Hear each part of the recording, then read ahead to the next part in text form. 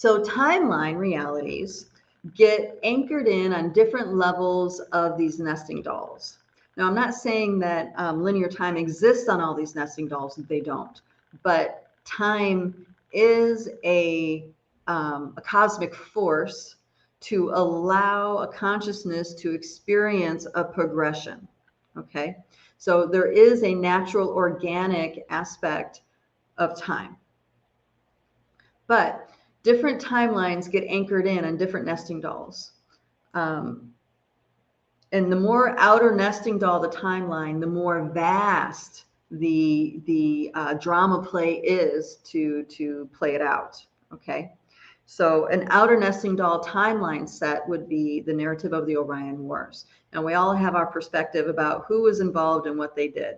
Now, people who've been exploring the Akasha and other kinds of levels, I mean, you get what I'm talking about. There's all sorts of devices and AI and this and that participated in the Orion Wars, even technologies that would destroy planets, implode stars, create black holes, all this stuff. So now this is all power over dynamics. I sum that whole narrative up as power over dynamics. And that is an archetypal reality that has rippled through the entire Milky Way galaxy. Not a single star system is untouched by the ripple effect of the Orion Wars. And the earthly play out of the Orion Wars is our narrative about the fall of Atlantis, the fall of consciousness of Atlantis, okay? But it even started happening before then, because there were the Atlantean Lemurian wars where they call it the Lemurian Holocaust, where the Atlanteans were coming in and massacring all the Lemurian cultures. Now, that is a ripple effect of the Orion Wars. That's the ripple effect of power over dynamics. And then there's more narratives where you have beings like Thoth and stuff like this. So the more awoke your consciousness is to these outer nesting dolls, you'll have very, very, very different perspectives to these storylines. For example, many people venerate Thoth, venerate the emerald tablets as like the thing to wake up to. But once you wake up to a more outer nesting doll, because if you recall, those emerald tablets did have a notch and crack in them, right? That imagery is there for a reason. If you go out a few nesting dolls, and this I'm talking about, I'm drawing this information from Sasquatch records.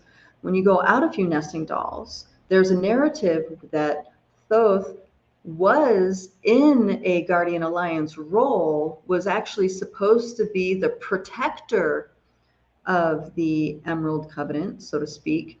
And that was in the form of, on this planet, as these emerald discs that the Lemurians were the caretakers of. So in the Lemurian Holocaust, those discs were captured and then retranslated and transformed from discs to tablets by Thoth.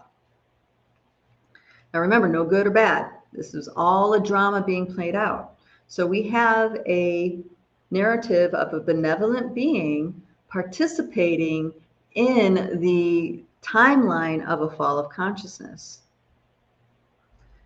Remember, this isn't about good, bad, right, or wrong. This is about different nesting dolls give you different perspectives to the narratives that are going on in our reality. All these realities matter because each epoch anchored a timeline potential grid on this reality.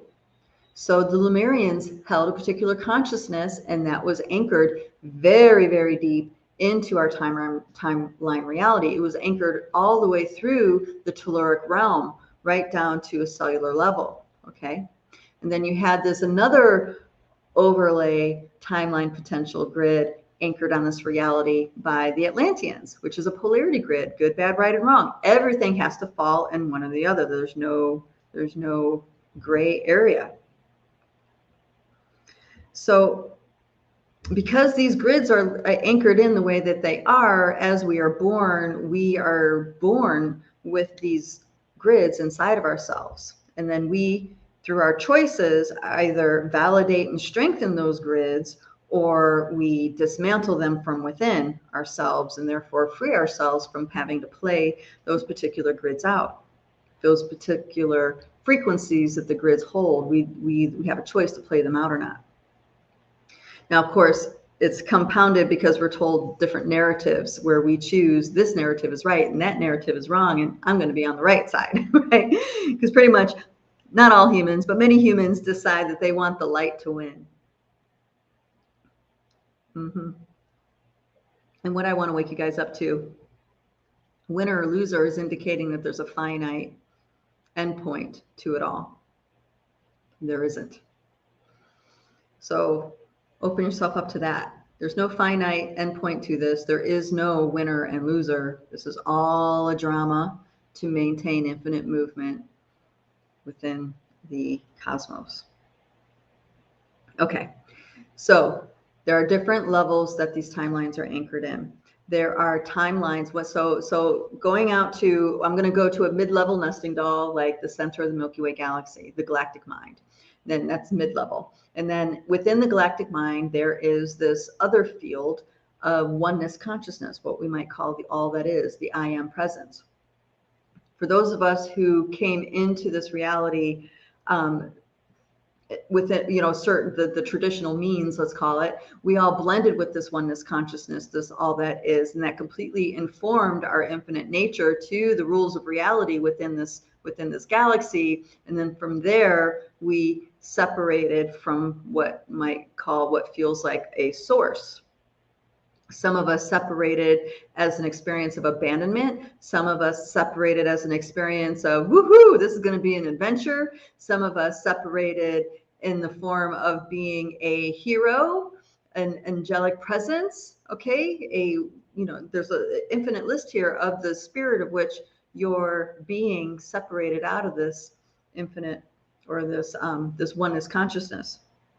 And then that became, as you separated, you became a tone. That tone became your soul song. And then that soul song became the organizing force to your light body. So once your light body got formed, that holds all the timeline potentials that particular soul song can possibly play out.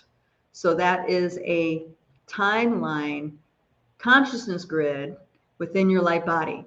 And it's your light body from which all of your experiences come. How you separate out of source, how you incarnate, where you incarnate, who you incarnate as, all the different events that could possibly happen within your akasha, all of that is organized by this light body. All the timeline potentials, etc. And from that light body, you go on and explore it with your free will, and that is what forms our akasha. Now, there are timelines that are actually created by constructs within your akasha. And that's where we get those things like vows, oaths, promises, mandates, agreements, contracts. So imagine your life stream having a bunch of contracts made. Now, all those contracts are going to funnel your life force energy through specific timelines that actuate that. Okay. So there's timelines that are anchored in from the akasha. And then there's timelines that are anchored in from the collective field. And that is the consciousness, the collective fields, the collective story of who your identity is. Maybe your identity as an Asian person, your identity as an African person, or as a European person, or whatever that is, the tribe, whatever that collective is. And the natural flow of our reality is synchronicity, spirit. You guys have heard of this term before, spirit time, right? It doesn't go according to the clock or the calendar. When it's time, it's time. That's spirit time. And when you are in a collective field that is in harmony with spirit time, synchronicities abound. Matter of fact, you live by these synchronicities, okay? But we have all kinds of artificial constructs. And what I mean by artificial, it means that they're all based in non-truths. They're all based in lies. And that's where our ego driver comes in. Our ego driver has been built on a foundation. It's a house of cards. It's all based on lies.